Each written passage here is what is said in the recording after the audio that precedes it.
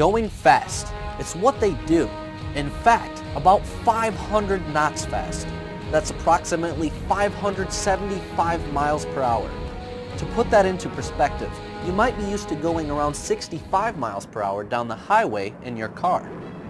The fastest car in the world is 273 miles per hour, which equals approximately 238 knots. Most people couldn't dream of going that fast, but for fighter pilots, it's reality. I think that being probably the biggest challenge in flying F-18s is just the speed the aircraft moves. You're covering over 8 miles a minute going that fast, so you just have to be thinking so far out in front of the jet, and not only are you just flying the jet, but you're trying to operate the systems to accomplish your mission, which ultimately is supporting the Marines on the ground.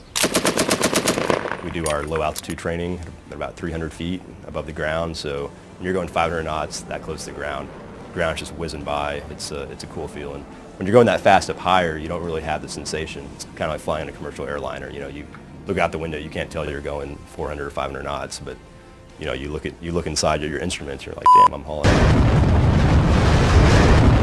Throughout history, people like Medal of Honor recipient Pappy Boyington and movies like Top Gun have demonstrated what it takes to be a fighter pilot.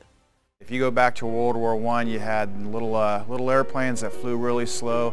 You started off with guys that were just taking pictures of the battlefield, so stuff that we do with satellites now, if you kind of think about it that way. So those things evolved to pilots bringing handguns and shooting each other with rifles and pistols to finally mounting a machine gun on the top of those airplanes.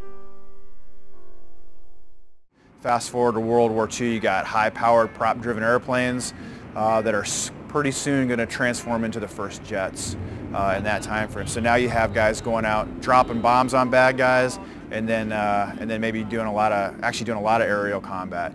Then you take all that and you think about Navy aviation specifically, and you put those airplanes on a boat, and now you have a country that's got worldwide reach, and there's nothing anybody else can do about it. And to today's age, where the jets are going so fast, the results can just be catastrophic for our enemies. These Marines fly the F-18 Hornet, an aircraft that has a giant arsenal. The Hornet can carry a ton of ordnance, from 500-pound bombs, 1,000-pound bombs, 2,000-pound bombs, laser-guided bombs. So, I mean, you can do a real precise strike and support those guys, or you can drop what they call a dumb bomb, which isn't guided, and you know, still have a great effect. Kill a lot of the enemy if necessary. So the Hornet has a great capability. Also has a 30mm cannon in the nose that holds about 600 rounds, which is really fun to fire. As fast movers, they have to concentrate on hitting their target at plus or minus 3 seconds. All the while, the pilot is enduring some significant physical stress.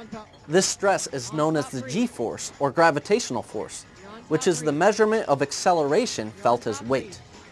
We do a thing that's called a Hick maneuver. So when you're in the airplane and you're doing maneuvers, you're putting G-forces on your body, right? So once you get to about 3 and 4 Gs, which is a lot more than you can put up with your car. For example, your body the blood starts to move in different places, heart rate starts to increase, things like that. So you got to train your body now to go from 3 to 4 Gs all the way to 7 Gs. So we'll tighten our leg muscles real hard to try to keep the blood up, and then you breathe in a very specific way. You just get used to it, and it helps you keep your vision, essentially, and keep you from passing out. All this for one primary mission: support Marines on the ground. I'd run if I was the enemy. I mean, I'd take cover. That's got to be what they're thinking, because, I mean, we can rain down fire. From what I heard from some of my infantry friends after coming back from Iraq was, hey, you know, how was it when we were on station compared to when we weren't? Was there a difference? Basically what they all told me is once they can hear the jet noise on station, they don't come out, they don't fight, they go hide. So just imagine if you were 7 foot tall, 400 pounds, and you're fighting kindergartners.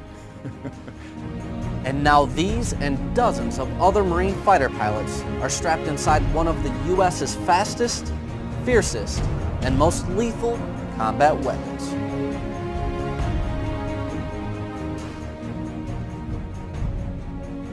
Miramar Tower, this is Thermal.